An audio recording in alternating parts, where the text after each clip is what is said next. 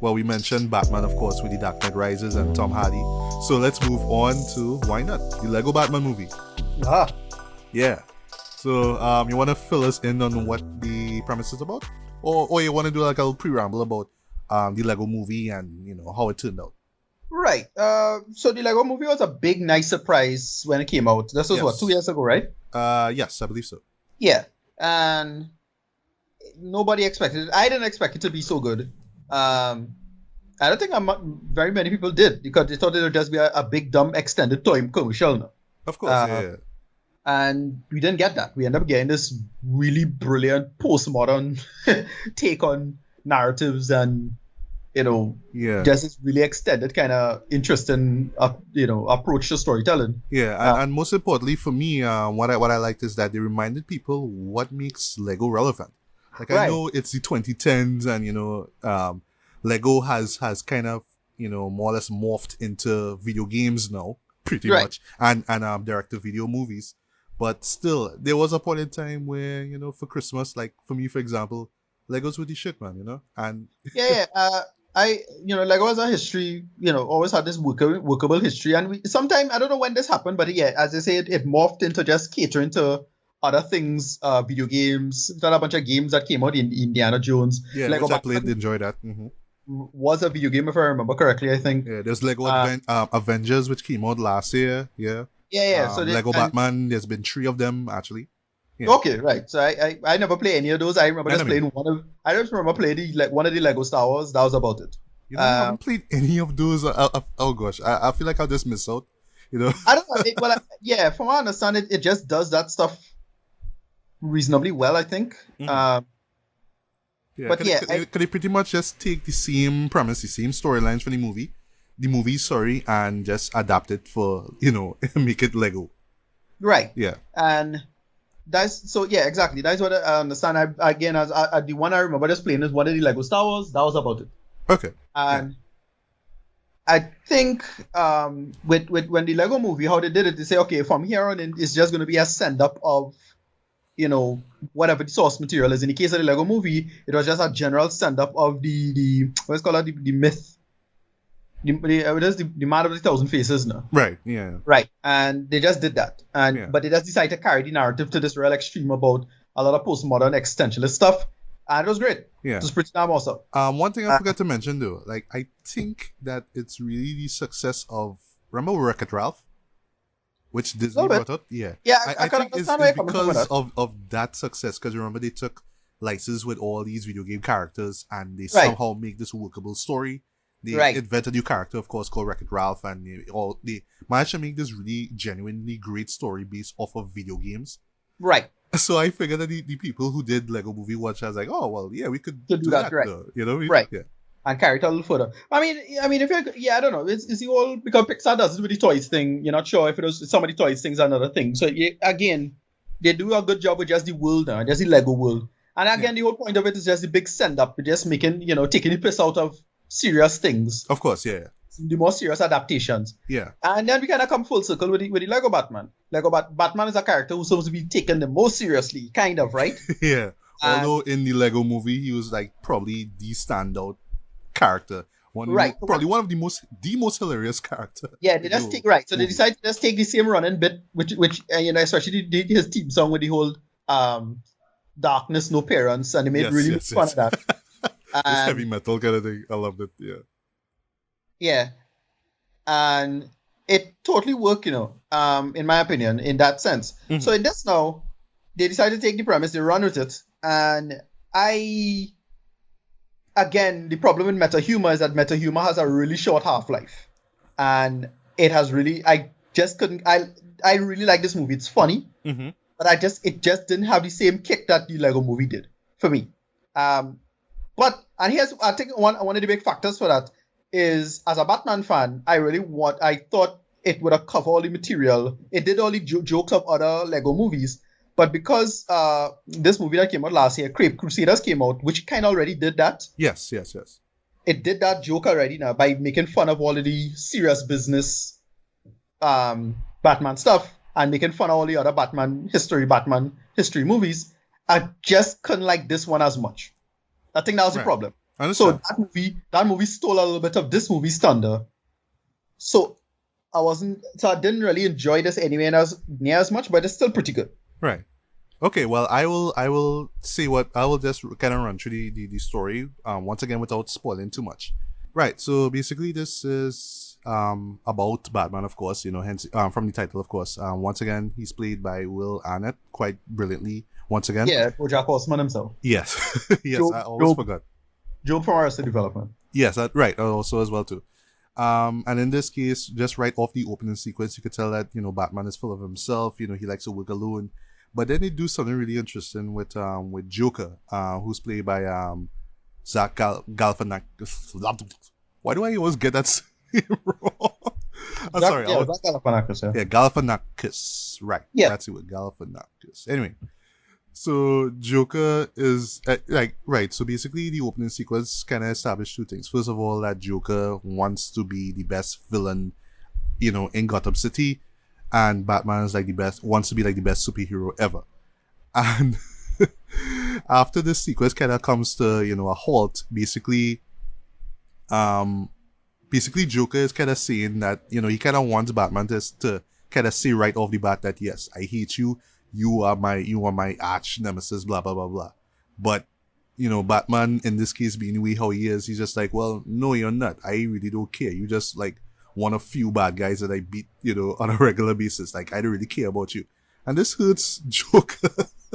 To a point, like, even I and then probably like, the rest of the audience was like feeling a little bad for the man. Like, honestly, for the first time ever, I think we actually felt bad for Joker. So, Right.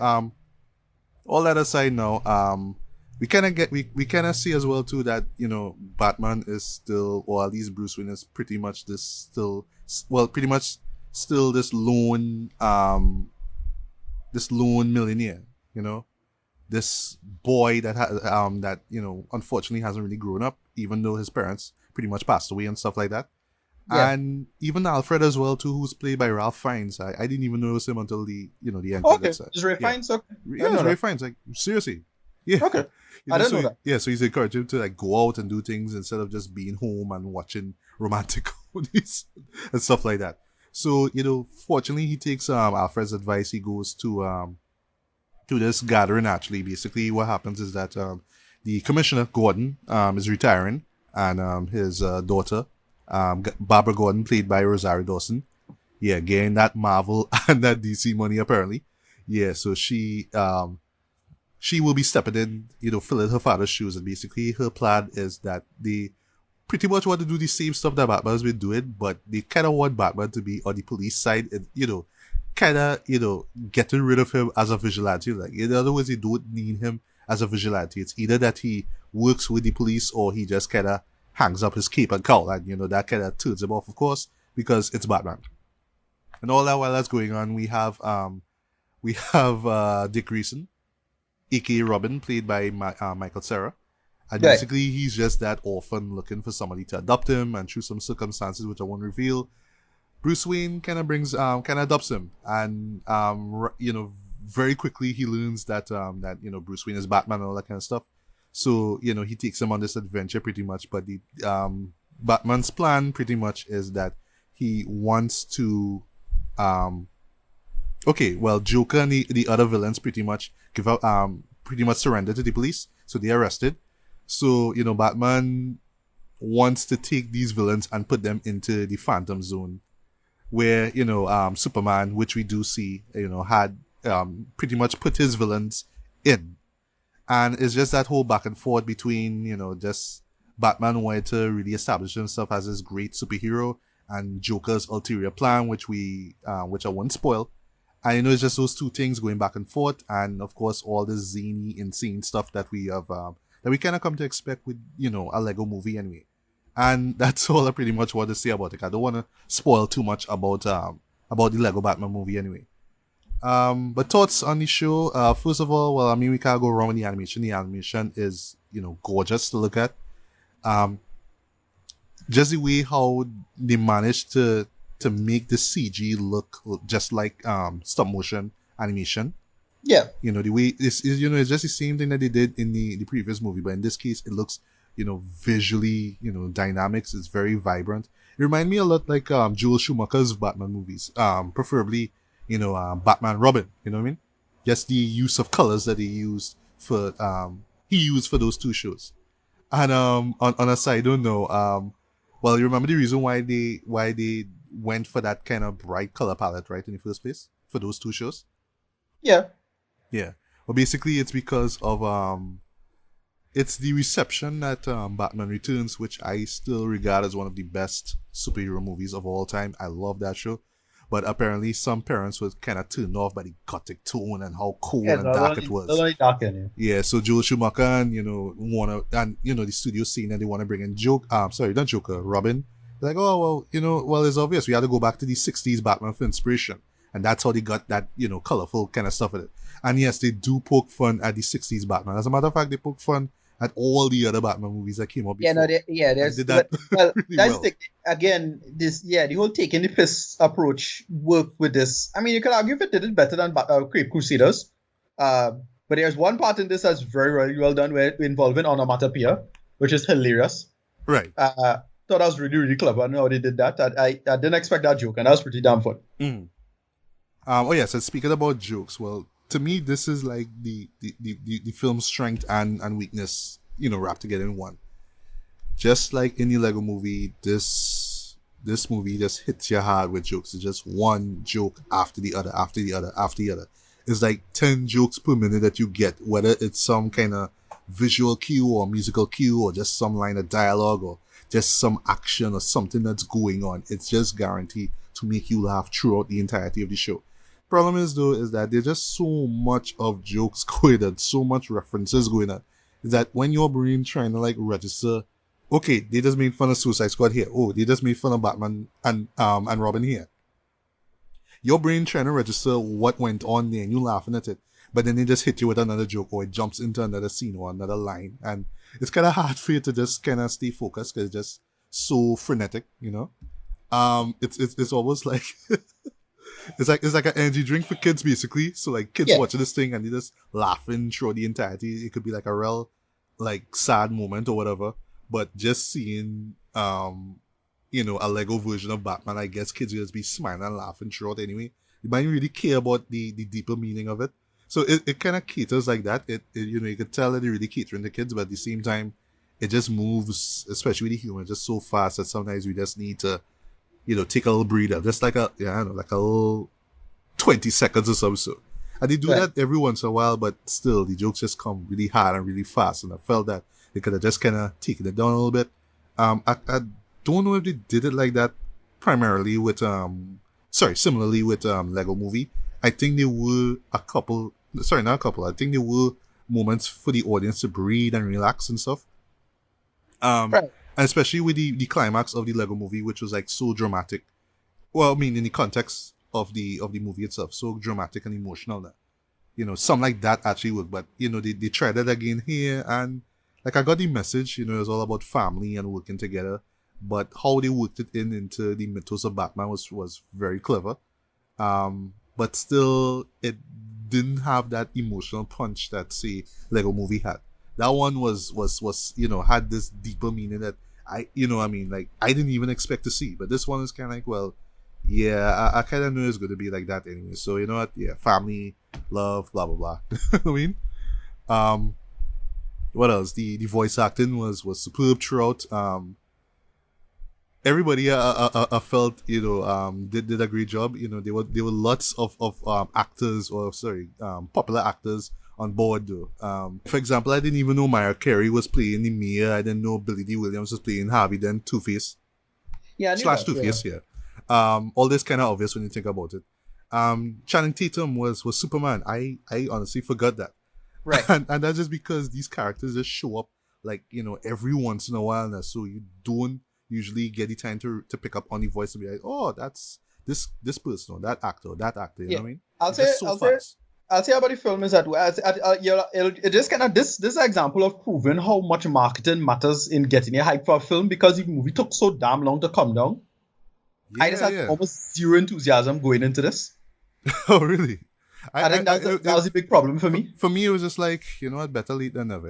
That was how I went into this. I was just not hyped for it at all. I was like, okay, I come and see it, I come and go on, but wow, I really couldn't hype myself for it. I think that was a big factor that threw it off now. Yeah. And I think that was another issue with it to me in terms of it not that affects the quality of the film per se, but you tend to judge the film harsher because of that. Yeah, I understand, because you know the hype builds, but then you see it when it comes out. Okay, you want to see if it lives up to the hype, but then when you had to wait long for it, it's kind of what the hype done now. So yeah, go in and see it now, whatever. You know what I mean? I know what you mean. What else I liked about it? What I really loved about the show though is how they just really picked apart.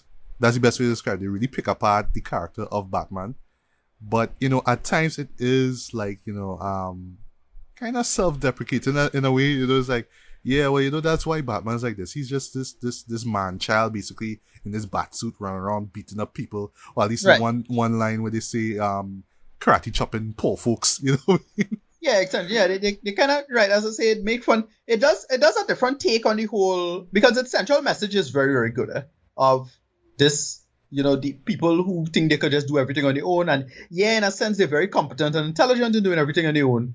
But you still need other people to do shit for you. Sorry to say it. And you still need friends. Yeah. And it does a really good job at addressing that whole issue. We have a whole culture of masculinism that doesn't really address that properly. And this movie kind of, you know, taps into that. Yeah. So I find it does a good job at that. And the whole idea of loneliness now, and how a lot of people just can't handle loneliness. It does a good job of that, in my opinion. Because they have a really sad but very funny sequence inside Superman's Pursuit of Solitude. Oh yes, it was really well. That was really well done and funny. It's like wow, and it was good. Oh yeah. Speaking of that though, props to to whoever was like coming up with ideas for the music for this show. But like I thought that the songs, the licensed songs that they used for this was so on the nose, though, so well done. Yeah. I'll just spoil one right now. Fly Robin Fly, you know that classic 70s song. Of course, Michael Cera's Robin references like a couple of times. So there's a couple of other songs that you hear, you know, throughout, but I wouldn't say what they are. But you know, when they come, it's like yes, that's like the perfect song to use here. Of course, Batman's song that you know he's listening to while he's doing his you know his action sequence was just having a laughing throughout. The lyrics throughout all that just perfectly embodies this character of Batman, where he's like, you know, everything is about him and he's like the greatest and everybody wants to be him and that kind of thing. And it really plays off, you know, just the popularity of, you know, Batman through the years, you know, whether it's the animated series or whether it's the 60s TV show or whether it's Batman Begins or all these things. And then the flip side of it now about how he's not that intriguing or interested of a character and how, you know, certain directors spend so much time trying to make him into this dark brooded villain that, dark brooded hero that, you know, he kind of comes off dull and boring and uninteresting.